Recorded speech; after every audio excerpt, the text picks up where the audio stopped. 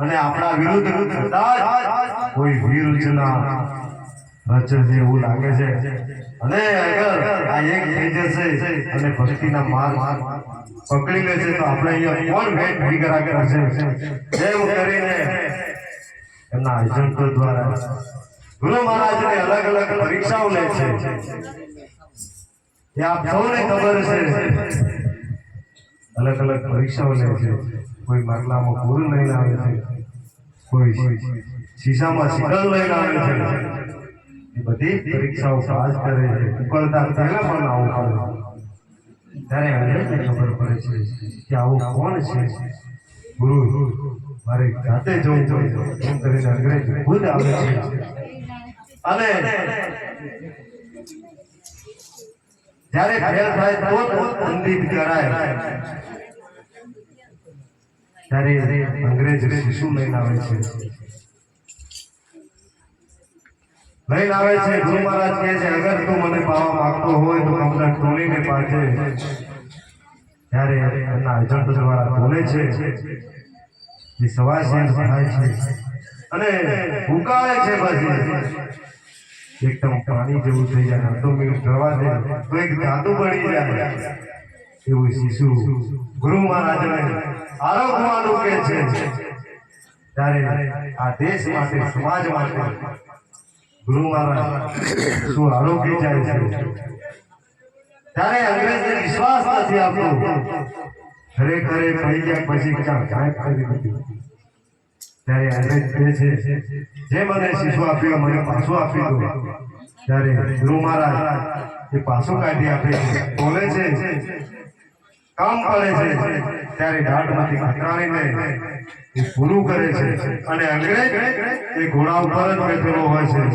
અને બેઠેલો એ હુકમ કરે છે પણ જ્યારે ગુરુ મહારાજ એ પાછું કાઢી આપે છે ત્યારે એ ઘોડા પરથી સલંગ મારીને ગુરુ મહારાજના દરબારમાં ટોપી ઉતારીને એના ચરણોમાં ઝૂકી જાય છે કે બાપજી મને માફ કરી દો મારાથી ભૂલ થઈ ગઈ તમારે જે કંઈ જોઈતું હોય એ આપવા માટે તૈયાર રાજપાટ જોઈતું હોય તોય આપવા માટે પૂરો વિદેશ સ્ટેટ આપી દો પણ ગુરુ મહારાજે